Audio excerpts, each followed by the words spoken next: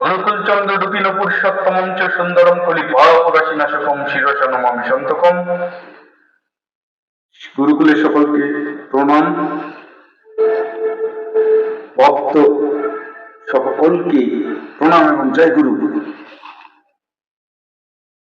রজনীকান্ত সেনের একটি ভক্তিমূলক সঙ্গীত দিয়ে শুরু করছি। তিনি বললেন, ওরা চাহিতে জানে না দয়াময়, ওরা চাহিতে জানে না দয়াময়, ওরা চাহে ধন জন আয়ু আরোগ্য বিজয়, ওরা চাহে ধন জন আয়ু আরোগ্য বিজয়, ওরা চাহিতে জানে না দয়াময়, ওরা চাহে ধন জন আয়ু আরোগ্য বিজয়। রজনীকান্ত সেন বোঝাতে চাইলেন তার ভক্তিমূলক সঙ্গীতে যে ভক্তরা আমরা ঠিক মতো চাইতে জানি না। ভগবান শ্রীকৃষ্ণ তাই বললেন গীতা দৈব সুসম্পদ বিভাগ যোগের 13 নম্বর শ্লোকে, শেষের লাইনটা বলছি যে ইদমপি ইদমস্তিমে ভবিষ্যতি পুনর্ধনম। আজ এটা চাই, কাল ওটা চাই, এটা পেলে ওটা চাই। ঠিক 1 কোটি টাকা যদি পেয়ে যাই তাহলে আবার চেয়ে পেয়ে যাই তাহলে 2 কোটি টাকা, আবার 2 কোটি পেলে আবার 4 কোটি, এরকম। আর বাড়ি, তৎসঙ্গে আবার গাড়ি, নারী, সব এভরিথিং খালি চাই, দেন আর দেন। কিন্তু এই যে এত টাকা, এত বাড়ি গাড়ি, এগুলা আমার জীবনের হুমকি হয়ে দাঁড়াবে না তো? এই বিষয়টা আমরা না ভাবলেও যে দেবে মালিক, জগতের মালিক, স্রষ্টা, তিনার তো একটা তার ভক্তের নিয়ে চিন্তিত যে তাকে দেয়া যাবে কিনা, বিবেচনা থাকার কথা।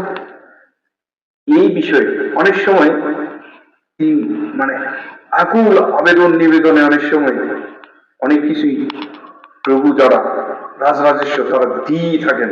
এরকম একটা ছোট্ট গল্প। তো এরকম করে চাইলেন ভক্ত তার প্রভুর কাছে যে আমাকে এমন ক্ষমতা দেন যেন আমি যা হাত দিয়ে শোবো সেগুলো যেন স্বর্ণ হয়ে যায়। তো প্রথমে সে চাইলেন যে আমাকে কিছু খাবার দেন। খুব একেবারে পোলাও কর্ম নিয়ে আসলেন তার জন্য, প্লেট সাজায়।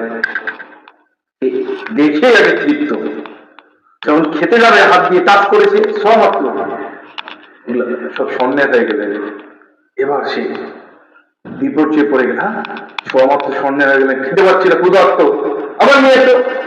হ্যাঁ, অর্ডার করলেন, আবার নিয়ে এসলেন বৃত্ত, আবার খাওয়ার জন্য যে হাত দিলেন সেই স্বর্ণের হয়ে গেলেন।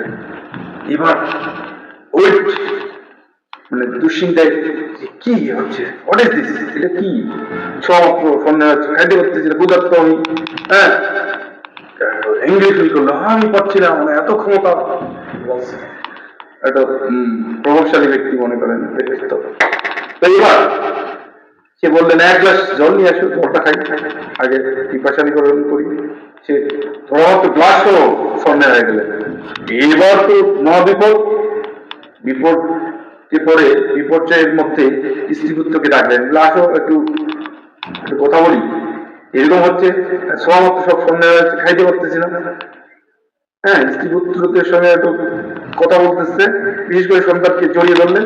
সন্তানকে ছোঁয়া মাত্র সে পাথরের মতো মূর্তি হয়ে গেলেন, স্ট্যাচু হয়ে গেলেন। এই দেখে আবার অবিপদ চিন্তিত।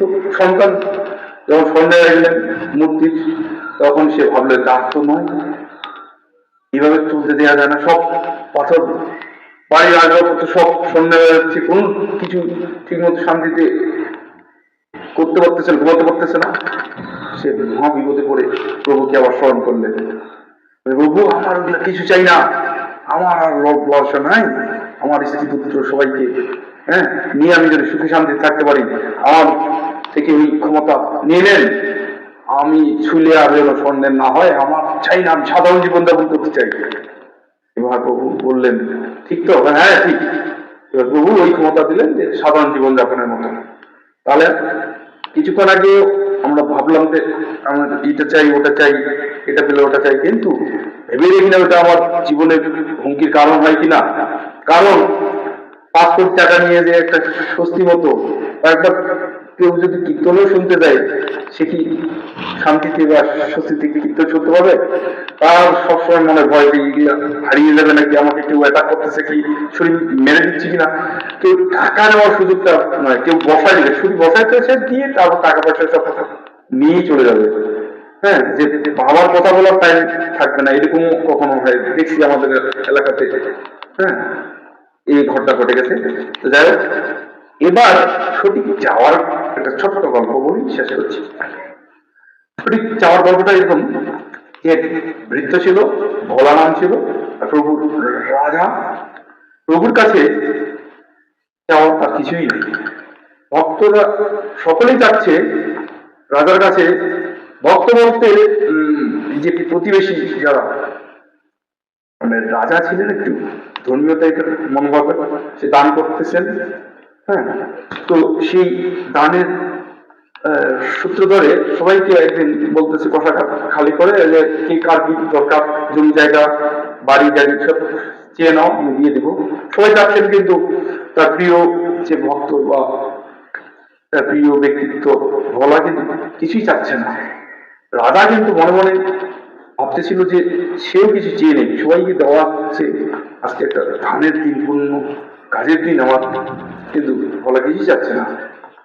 সকলে যখন নেওয়া শেষ, এবার ওনাকে জিজ্ঞাসা করা হলো, জিজ্ঞাসা করলেন যে বলা তুমি কিছুই নিলে না, সকলে চেয়ে নিল। এবার বলা বলতেছে যে আমি ওগুলো কিছু চাই না প্রভু, আপনি শুধু আমার গৃহে আসবেন, পদধূলি দেবেন, এটাই আমার চাওয়া, আমার ওগুলো কিছুই দরকার নেই। এবার রাজা লিঙ্কন করলে যাবেন।